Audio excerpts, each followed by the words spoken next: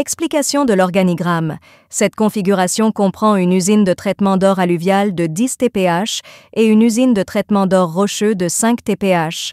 Ces deux usines pour traitement de l'or ne fonctionneront pas en même temps, ils pourront donc utiliser les séparateurs gravitaires en commun, y compris le concentrateur centrifuge d'or, la boîte à écluse et la table à secousse.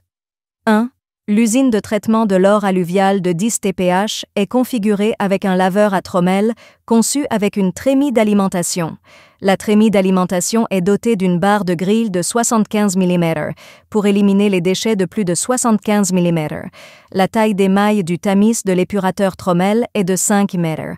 Remarque, le laveur à trommelle est connu comme de type stationnaire, selon la demande du client.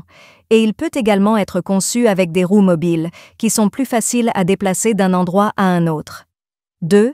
Parce que la taille de l'or est inférieure à 5 mm, nous n'avons donc pas besoin d'utiliser la boîte à écluse grossière.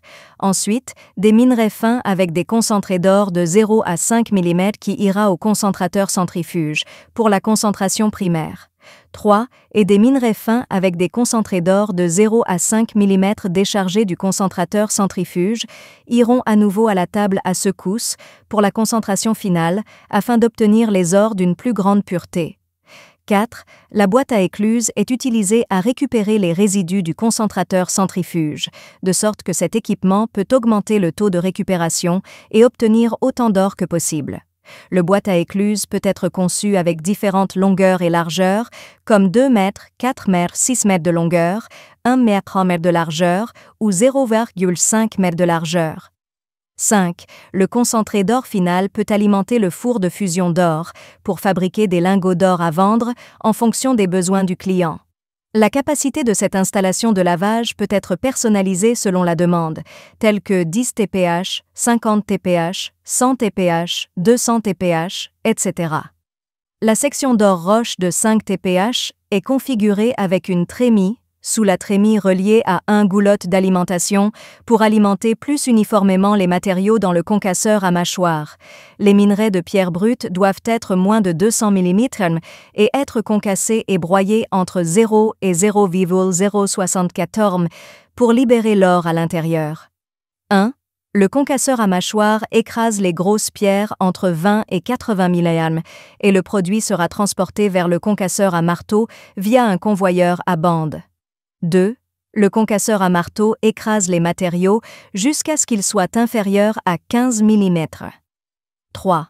Les matériaux de taille inférieure à 15 mm entrent dans le bac de transfert, puis, via l'alimentateur vibrant électromagnétique et le convoyeur à bande, iront au broyeur à boulet pour broyer le minerai en poudre.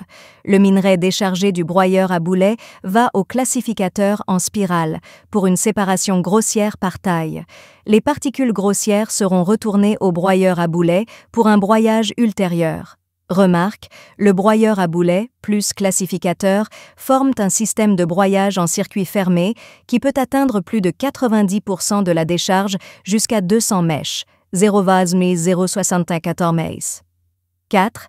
Les particules fines seront envoyées au concentrateur centrifuge pour concentrer l'or fin par une pompe à lisier.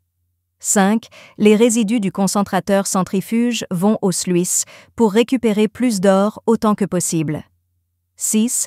Les concentrés de la boîte à écluse et du concentrateur centrifuge sont envoyés à la table à secousse pour une concentration fine de l'or. La table vibrante est un équipement gravitationnel pour récupérer l'or, avec un taux de récupération très élevé. C'est très respectueux de l'environnement. Cet organigramme est très approprié pour récupérer de l'or en poudre fine dans les roches. Cette usine peut également être utilisée pour le minerai de tin rocheux, le minerai de coltan rocheux, le minerai de tungstène rocheux et le minerai de chrome rocheux.